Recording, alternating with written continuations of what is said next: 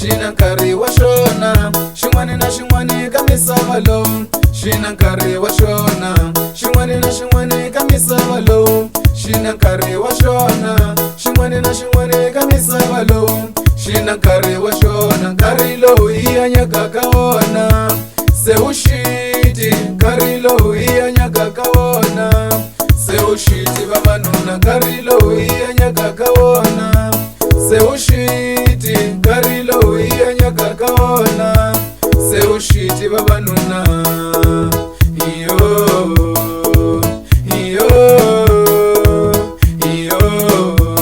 se wu xiti vavanuna Bhayibhele yi hete hi ku vula yi ku loko Yesu a le kusuhi ni ku vuya mi ta vona hi swendla n'wina Bhayibhele yi hete hi ku vula yi ku loko Yesu a le kusuhi ni ku vuya mi ta vona hi swendla n'wina namuntlha ya swi vona hina la switaratini namuntlha ya swi vona hina la makhoneni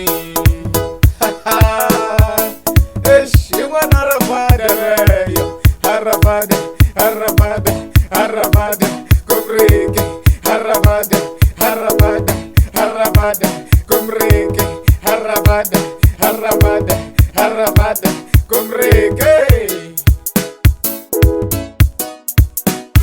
Wasala Record Studio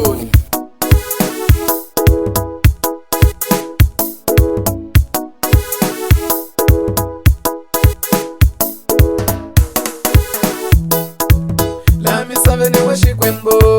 ni nhlonipho ku hava la misaveni wa xikwembu ku hava nhlonipho la misaveni wa Jehovha ni nhlonipho ku hava la misaveni wa Jehovha i tingana loko xika makhoneni i 2 by 2 loko famba switaratini va manyanile loko ni buka xi nga manyiwa nikisano phela xinayo loko ni buka xi nga manyiwa ni tsoita no xo xihava loko ni buka xi nga manyiwa nikisano phela xinayo loko ni buka xi nga manyiwa ni tsoita no xo xihava automlatala baba maxaka ale ku fambeni na makhwameni ale ku xika koneni baba loko ku ka pambeni u vona ntombi ni jati yo nyima yo barasarana vaketi ewe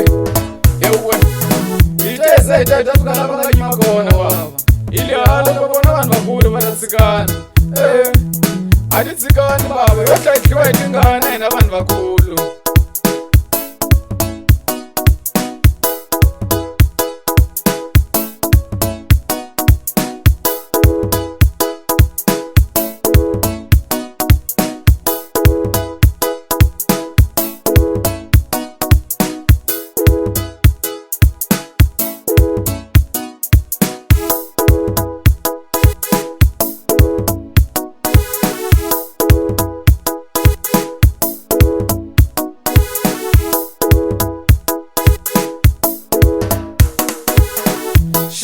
xin'wana ka misava lowu xina nkarhi wa xona xin'wana na xin'wana ka misava lowu xina nkarhi wa xona xin'wana na xin'wana ka misava lowu xina nkarhi wa xona xin'wana na xin'wana ka misava lowu xina nkarhi wa xona nkarhi lowu hi hanyaka ka wona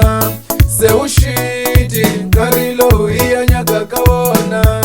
se wu xiti vavanuna nkarhi lowu hi hanyaka ka wona se wu xiti nkarhi lowu hi hanyaka ka wona se wu xiti vavanuna